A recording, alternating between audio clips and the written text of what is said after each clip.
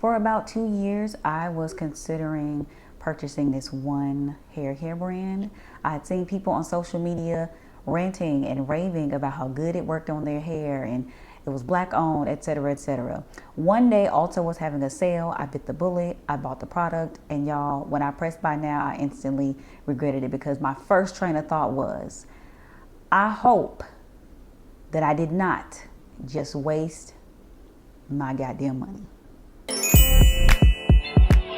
Where'd you go? Now you know how I've been living without you. The brand in question is Pattern Beauty. I had already owned their detangling nectar, and I liked that one. You know, it was a worthy purchase, but I'm more concerned about the products that I use on wash day to actually get my hair clean and moisturized, the base, right? This right here, this product right here, listen, this is the heavy conditioner. What I like about her products is that they're different, like, I don't know if densities is the right word, but like they're different conditioners for different textures of hair. I got heavy because my hair is a bit thick, okay? Change the game. I'm talking about shut me up. I'm talking about I was regretful, not because I bought it, but because I had never bought it sooner. And I'm like, yeah, sometimes TikTok and Instagram and all the rest, sometimes they get it right. And they definitely got it right with this one. But I've had other brands that I was influenced to buy, and the influence never came from social media. In fact, the call to buy the brand was coming from inside the house. This next brand, a friend of mine put me on to. She was always ranting and raving about the brands that she uses for her hair. And I was always skeptical of her ranting and raving because if y'all have ever seen my hair, then you know, you could probably tell by looking at it, baby, this is some thick shit. This is wool, okay? This particular friend, her hair is fine, very light, can't take heavy stuff. So like your products that you use for your hair are gonna be a lot different from what I use for mine. Our needs are gonna be different. I need something that's gonna be able to tame this mess. You can't you don't need heavy products. But she started ranting and raving about Aunt Jackie's, and I bit the bullet and I bought it. $6 on Amazon. This is the softening shampoo. Let me tell y'all something about these products. I had to give her a 10s. I had to go give my friend her 10s. I'm going to tell you, I had to give her a 10s. I'm like, okay, you was right. You ate with that. You ate. I'm going to tell y'all why. For starters, I was under the impression that products that are thinner don't really do much for the hair, for my type of hair. This is not a really thick product, as you saw with like Pattern Beauty. That a big contrast, right? That myth got debunked. This is kind of thin when it comes out. It smells really good. It gives good slip.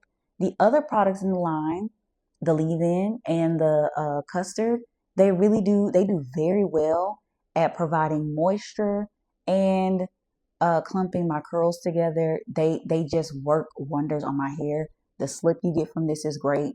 I had to give my girl her tens and be like, okay, you was right. You was right. I was wrong. I'm sorry. I didn't listen to you sooner, girl. And like I said, $6. Sometimes you don't have to spend $16 or $60 on a good product. Expensive don't always mean quality. And this proved it to me. This right here, whenever I run out, definitely going to be purchased.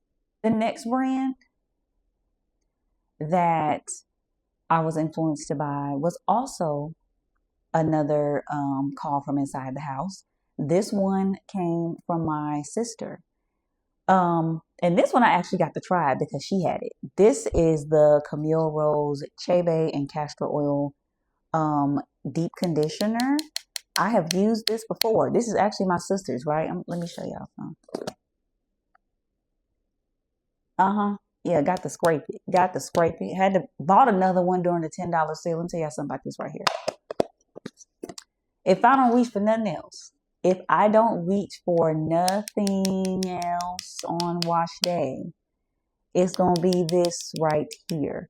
I was thoroughly, oh my God, I was thoroughly satisfied when I had when I use this for the first time, I am not somebody who uses deep conditioners on a regular basis. Like that wasn't my thing. I do now. I put this in my hair, baby. Hair is butter. I'm talking about like tangles where, struggling to comb where. Like you put this in your hair, you let it sit in there for a good little minute. But you put this on your in your hair and you let it sit in there for a good, like I do 30 minutes, but you ain't gotta do that long. The slip this gives, it's thick. So if you are a fine hair girly, I don't really know if this one gonna be the one for you. But if you got hair like mine that's kind of thick and you need something that's gonna really get in there, oh yeah, this gonna be it. I've already repurchased mine, so this gonna be around. This is going to be around for a long time. I don't think I'll ever stop repurchasing. This next brand that I'm going to talk about, and it's the last one, is more so, it was a self-discovery type of thing. So, Pete, let me set the scene. Okay, so boom. It's like 2022. I'm new to being natural. I don't know nothing about nothing. I didn't do any research on this. I just dove straight in, right? I don't know shit about shit. I'm green. Greener than a damn turtle, okay? I don't know nothing about nothing. I go into the hair store and I'm asking my sister, like, hey, what did you use for your hair when you went natural? My sister's been natural for a long time because baby, the creamy crack, no. Anyway, I asked her what she used for her hair. She was like, oh, I use TGIN, da da da. They work pretty well. So I got a small little thing of their shampoo and their conditioner. And then I ended up buying this.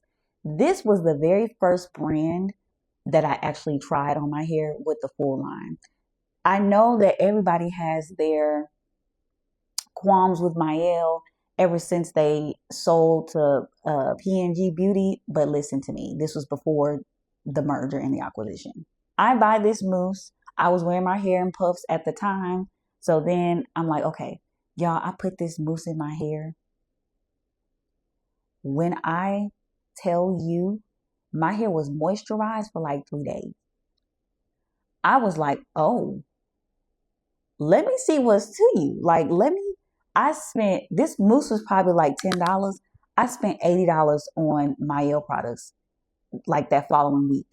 And I did not regret that purchase. The pomegranate and honey line, the shampoo, the conditioner, the leave-in, the custard, everything about it, moisturizing, aids in detangling, especially if you are like type 4 hair and you know how our hair gets. Like, it's just the bee's knee. I mean, chef's kiss. The almond oil. Y'all, I can go on and on and on about this brand.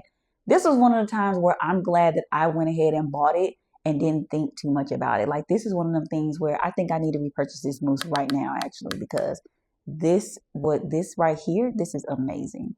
Moisture for days. If you ain't got it, try it for yourself. Try it for yourself. And then come back and tell me that it wasn't good. So what do we learn, people? Sometimes the hype is right. Whether it's coming from social media or whether the hype is coming from people around you, sometimes they hype up the right stuff. Sometimes you have to bite the bullet and you just got to take one for the team. Sometimes you just got to try it.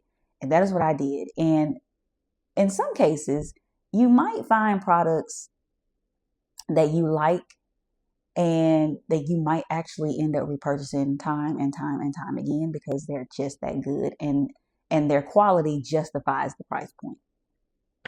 So yeah, that is today's video. Hopefully y'all enjoyed it. Be sure to like, comment, subscribe.